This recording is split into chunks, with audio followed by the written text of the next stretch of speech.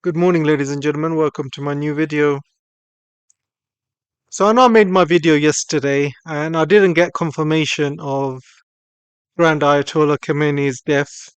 And before I made the video, obviously I uploaded it, and I only got confirmation after he was dead from Iran. So I just want to kind of speak about him today and also give you an update on what's been happening on the day's events. A lot has been happening, which I'm going to go over. But first of all, let's talk about the Grand Ayatollah Khamenei. He died in his residence with his granddaughters, I believe, and there was one young granddaughter as well. She was about 5 or 6 years old. Saw some pictures of her. So yeah, guys. I mean, you have Netanyahu who basically flew away from Israel like a little scared rat. He wanted to go to Greece, but Greece refused Netanyahu. And Netanyahu then went all the way to Germany, where they are basically keeping him safe. Khamenei had a chance to go underground. He didn't. Uh, you got to understand, he's 86 years old, and I believe that he probably thought, his time has ended, and he probably didn't want to hide and like a coward. So he probably thought that, if they want to get rid of me, they'll just get rid of me and I'll become a martyr. And that's exactly what they did. They killed an 86-year-old man and made him into a martyr. He will be forever loved and remembered by the Shia community. Trump has made a massive mistake, guys, a massive mistake, and the Israelis as well. Because Khamenei is not just a leader of Iran. He's also very much loved by the Shia Muslims around the world. And there's a huge amount of Shia Muslims in Pakistan, in Iraq, in um, in Syria, even Lebanon, Bahrain, even Qatar, even. So, there's a lot of countries who have a huge Shia population, and even Afghanistan, there's a huge Shia population as well. And everybody is upset. And basically, Trump has really messed up here because there are over, I believe that there's a huge number of Shia around the world. I think there's around 300 million Shias around the world. He has angered a huge amount of people, huge amounts of Muslims by killing Khamenei. And uh, and this will be remembered by the Shia Muslims and even the young Muslims who are growing up watching, Americans and the Israelis burn Gaza. Now they're burning Iran. They burnt pretty much most of the Middle East. They burnt Iraq, Afghanistan a few years ago. And he has really messed up. I don't know what the hell Trump was thinking. First of all, he thinks that this is some sort of Hollywood movie where if you kill the leader of a country, suddenly everybody in the country will be free and everybody will thank Trump for getting rid of Khamenei. Nobody came out to thank Trump. Nobody came out to celebrate in Iran. People were coming out to protest the killing of their leader. So Trump is really, really panicking at the moment, and he asked for a ceasefire. And Iran has refused, and now Iran is firing at every single U.S. base around their vicinity, and they are destroying hundreds of billions and billions of dollars worth of equipment, destroying US bases, and destroying even like lots of hotels and tourist spots, destinations. Even today, I heard that Amazon AWS data centers in Dubai got destroyed as well. So Iranians right now are extremely angry. They have nothing to lose. They know that the Americans and the Israelis are out there to kill them. So they have nothing to lose anymore. And I just think this is a massive, massive own goal, guys. I mean, I don't know what the hell they were thinking. I mean, w- he, he probably thought it was some sort of something like Venezuela, where he can just kill the leader or kidnap the leader, and everything will be okay, and everybody else will just give him what they, give him what he wants. But real life is not like that, and Iranians are not like that. Iranians have a rich history, dating back centuries. It goes all the way back to Persia and stuff like that. So I don't know what to say, guys. This is absolutely terrible news. So let's go back to the day's events, what's been happening. Um, First of all, the Strait of Hormuz, there's a couple of ships I've seen burnt. Um, the Iranians have burnt a couple of American ships because they didn't listen to instructions. So it looks like the insurance companies are going to increase the insurance, or they're going to cancel the insurance. And this is going to drive up the oil prices. Already the markets have opened, and the oil prices have gone up to around 73, $74. It was around 67 at close on Friday. So because of the oil prices going up, they're going to go up even more when Monday market opens in New York, and even London markets open. It's going to go up a lot more. I think it will go up to maybe 90 to 100 if things continue to escalate. And when the oil prices reach 90 to 100, you're going to see huge amounts of inflation in the world. Because end of the day, guys, shipping costs money, right? You got to pay.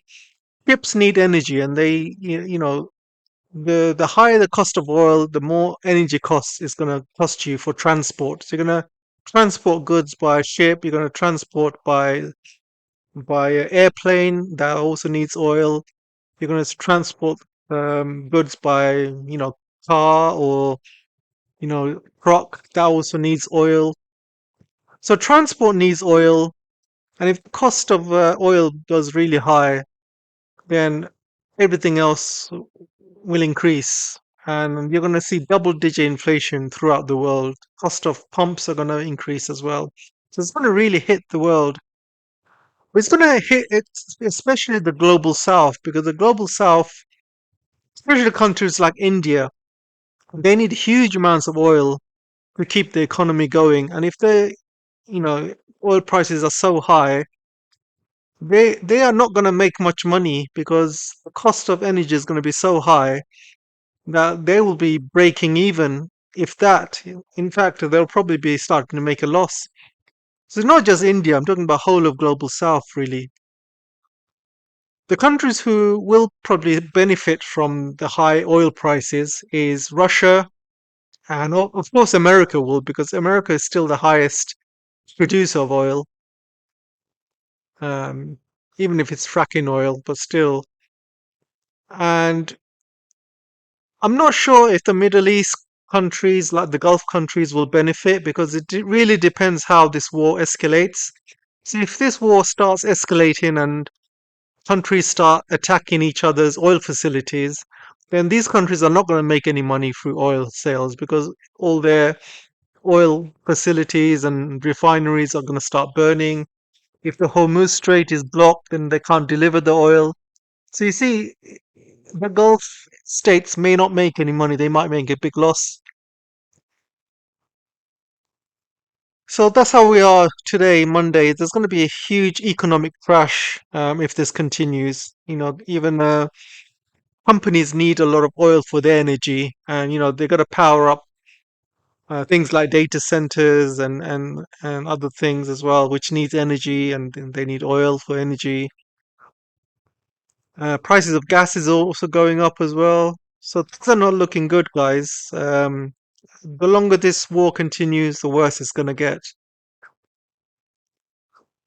So there was a incident in Pakistan. So all the Shia Muslims in Pakistan. Trump forgets that Pakistan is a very there's a lot of Muslims in Pakistan, and especially Shia Muslims. And Pakistanis basically broke into a U.S. consulate, and the U.S. Troops that were guarding the consulate start shooting the Pakistanis, and they killed at least 10 Pakistanis. And this is just a start. You know, people around the world are extremely angry about this, and things are just going to escalate even more. You can see people in Dubai trying to leave. I think this is the end of Dubai, guys, because Dubai has been making a lot of money, mainly because it's been selling a dream to people. You know, it's been selling a dream that it's uh, it's a rich paradise. It's for people that want to, retire, but also it's for luxury, for people that want, for influencers to come in, crypto bros, and people with money to want to come and retire in Dubai. You know, you can live in luxury and it's safe. You know, you got all these amazing buildings and infrastructure. All that dream has been shattered. It's not safe at all because Iran can easily hit any single building he wants because there's no air defense. The whole dream of Dubai being safe was because UAE has been paying millions and millions of dollars for US to protect it. But has US been protecting Dubai? No, nothing. There are no anti-aircraft missile guns at all. Not one has been able to take down any a drone or a missile. So Iran has been hitting Dubai at will almost. So all this safeness has gone basically in Dubai, and this is why a lot of people are starting to leave. And you're going to see a big crash happening in Dubai. Property prices will probably crash because people are leaving. People are going to sell up. People are probably going to sell their properties at a loss, but nobody's going to buy it. You know, no, I don't think there's going to be people lining up to buy any properties in Dubai because they know there's a big crash coming. And yeah, I don't think things will last much longer in Dubai, guys. I think the Dubai dream is over. It's not safe anymore. It's not just Iran.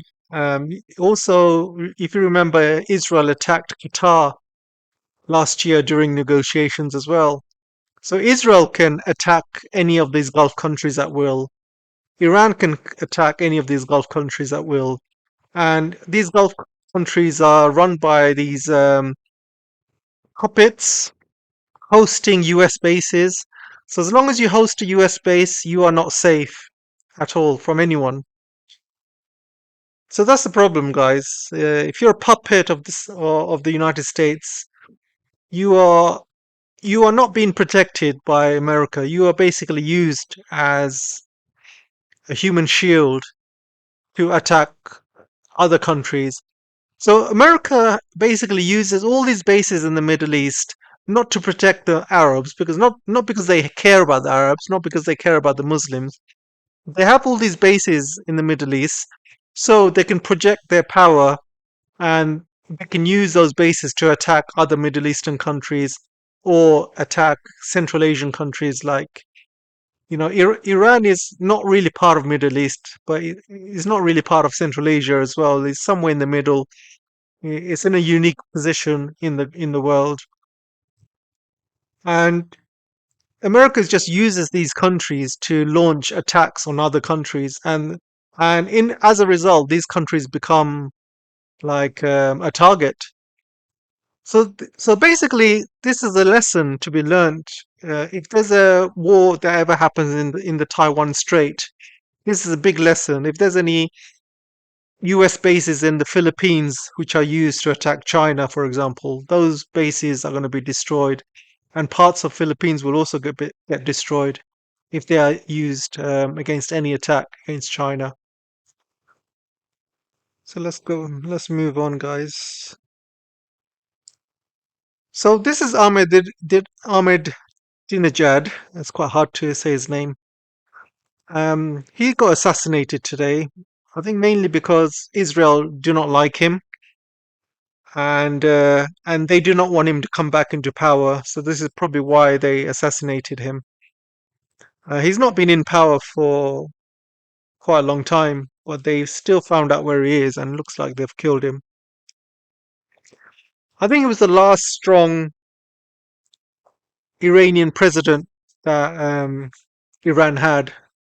He was very strong. He was honest. He stood up to the Israelis, to the Americans, and they didn't like it. The current president, I think I still believe he's a mole. I made a video about him a couple of videos ago. You're welcome to check it. Why I think he's a mole. He's an asset, Western asset, and he's still alive. And and I believe they will keep him alive because he is more useful to the West than dead. So that's why I think he's going to be kept alive. And I think Iran just needs to get rid of him. That guy is probably the reason why Khamenei has been killed. He's the reason why Nasrullah got killed in Lebanon. And he's probably been selling out a lot of secrets as well. So this picture tells you a million words. You can see Trump is not happy with his Secretary of War, Pete Hegseth, I believe. So he definitely didn't expect Iran to retaliate the way they did, and so yeah, I think this picture tells us a lot of stories. So France, Germany, UK are going to come to protect Israel, and they're going to launch attacks on Iran as well. So my question is, what about Ukraine? Aren't they supposed to be supporting Ukraine? So if they come to fight Iran, they're obviously going to be wasting money fighting Iran. They're going to be wasting, you know, bullets and ammunition.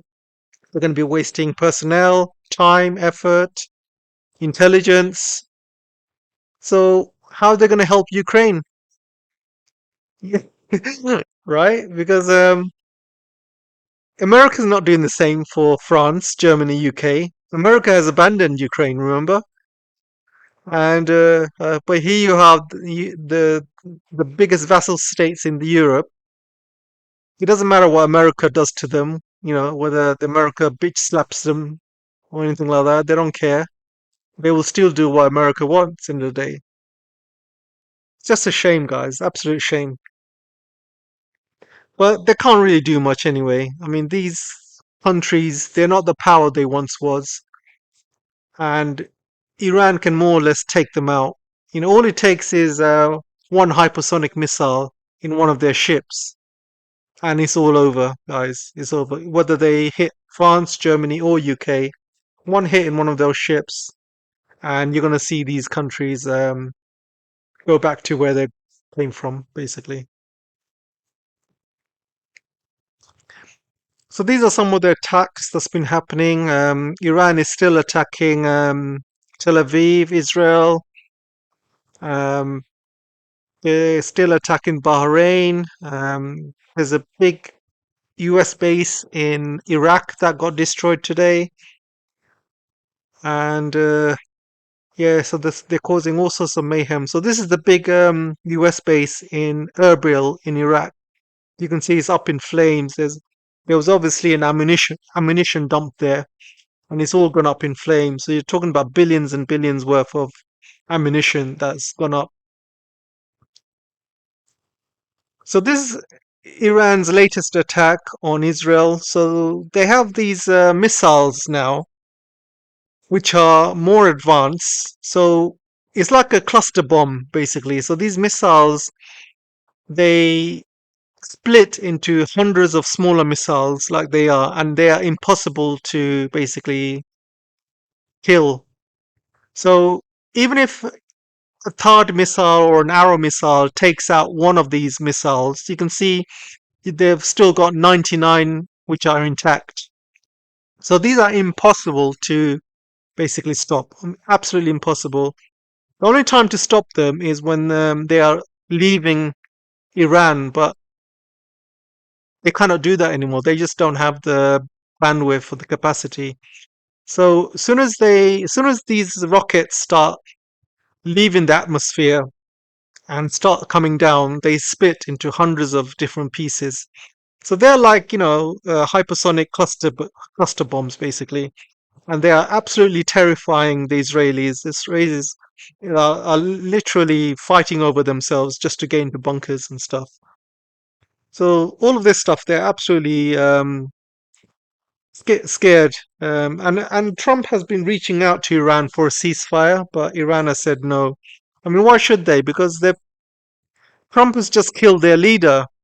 You know, if he didn't kill the leader, then maybe Iran would have, you know, sat down and talked. But I think Trump crossed the line by killing Khamenei here. Oh, this is that woman Luna or whatever her name is. There's more of this. So I've already spoke about this guy. So less I speak about him, the better. But you can see what Israelis are saying. So Israeli media is saying that President Pezeshkian is only alive because Israel thinks he's agreeable. No, guys, he's only alive because he's an asset. That's the only reason he's alive. It's just common sense.